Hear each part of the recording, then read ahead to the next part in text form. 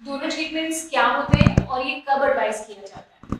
Donor treatments दो तरीके के होते हैं, एग डोनेशन या स्पर्म डोनेशन। पहले एम्ब्रियो डोनेशन के फॉर्म में भी ये किया जाता था, बट अब after the ART law embryo donation is not recommended, यानी कि हम कंप्लीट थर्ड पार्टी गैमेट नहीं कर सकते हैं। तो अब ये सिर्फ डोनर एग्स और डोनर स्पर्म तक ही सीमित है। डोनर एग्स उन लोगों में रेकमेंड किया जाता है जहाँ पे फीमेल का एज ज़्यादा हो गया है, और यानी कि एडवांस मैटरनल एज है, और जहाँ पे उनकी oocytes नहीं है, और कभी कभी यंग लोगों में भी प्रीमेच्योर ओवेरियन इनसफिशिएंसी हो गई है 20s, और एएमएच बिल्कुल भी कम है, 0 पॉइंट कुछ है, जहाँ पे अंडे नहीं है अंडे डालने में, तो हम लोग आईवीएफ के द्वारा भी इंजेक्शंस देके एग्स जनरेट नहीं कर सकते।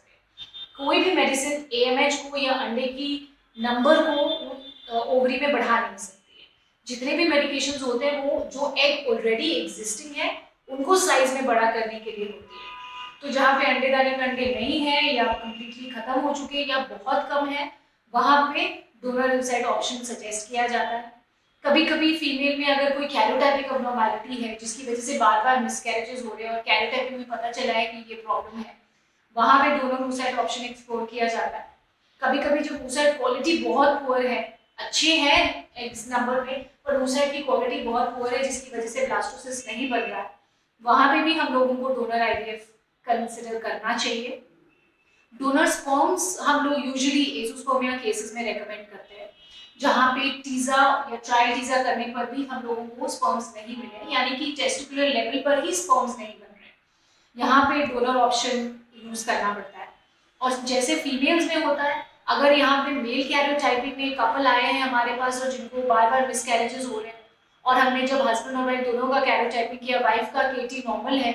लेकिन हस्बैंड के कैरियोटाइपिंग में कोई डिफेक्ट है, तो वहाँ पे हम लोगों को डोनर स्पर्म्स को एम्ब्रियोज बनाने के लिए इस्तेमाल करना होता है।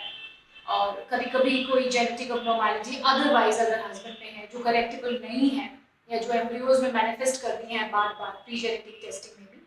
तो हम लोगों को डोनर स्पर्म्स के बारे में सोचना चाहिए। डोनर ट्रीटमेंट्स आजकल बहुत ही एथिकल और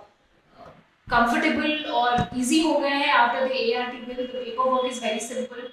वी टेक डोनर एग्स और sperm from certified donor banks, and या तो सेंटर में खुद ही हम लोगों को सर्टिफिकेशन होती है, हम लोग उनका कैरोटाइपिंग और पूरी जेनेटिक स्क्रीनिंग करने के बाद एज ब्लड ग्रुप सब मैच करके कोशिश यही करते हैं कि कपल से सिमिलर कोई डोनर ढूंढे, जिससे कि हम लोग उनको सिलेक्ट करते हैं, और ऑब्वियसली क्वालिटी एग और स्पर्म की अच्छी देखने के बाद ही हम लोग उनको सिलेक्ट करते हैं। तो ये रीजंस हैं और ये तरीका है जैसे डोनर आईवीएफ ट्रीटमेंट्स आजकल होते हैं। आपको अगर और कोई भी क्वेरी है डोनर ट्रीटमेंट्स के बारे में, तो आप हमें कनेक्ट करके या और क्वेश्चन पूछ सकते हैं हमें, जिनसे कि हम आपके इस डाउट को थोड़ा सा और क्लियर